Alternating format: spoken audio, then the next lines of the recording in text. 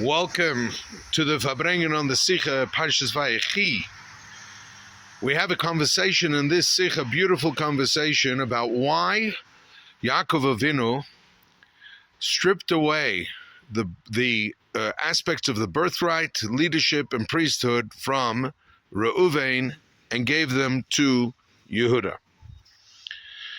And when you learn the Sicha, seemingly Yehuda is the hero. I would suggest the takeaway from this Sicha is it's much harder to be a Reuven. It's much harder to be somebody who is born into leadership positions and then realizes that because of their personality, and in the case of Reuven, it is that he is impulsive to get angry and he acts out of that, even if it is right. And somebody who says Reuven sinned is making a grave mistake. He never sinned, but he spent years trying to perfect himself and do tshuva. And there was a downside to it, which is he's not a leader because he was so caught up in himself and his own self-perfection that leadership was left to Yehuda. And there's the aspect of our life where we need to be the Yehuda. But my friends, if we don't start off being a Reuven, which is like this, that yes, there's a lot of things in this world that have to be fixed and the system is broken. Leaders need to fix the system.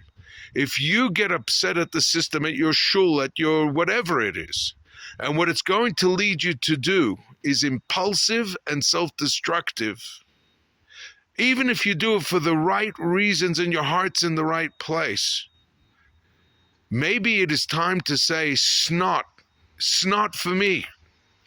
I am going to give away my birthright, my responsibility to a Yehuda and let him do it. Well, Yehuda is a guy he's got selfish intent. He wants to make a buck on the deal. You want to know something? When he makes a buck on the deal, everybody wins. If you're going to wait with all your pure intentions, it's not you. So you know what? It's okay not to be in charge. You can really be a tzaddik gomer. And if that's your avodah, and your Reuven's got the best reasons not to. He acts impulsively, gets angry when these things happen. It's toxic for him to be a leader. So Yaakov takes that aspect away from him. It's not a punishment. It's a realignment. When we're in a community, the problem is too many leaders, not enough amcha. Why is it that we criticize our leadership that much?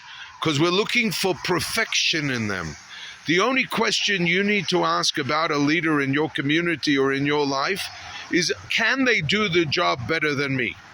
And if they can do the job better than me, or they can do a worse job, but it's not as toxic to them as it is to me, then my friends, we'll live a better life.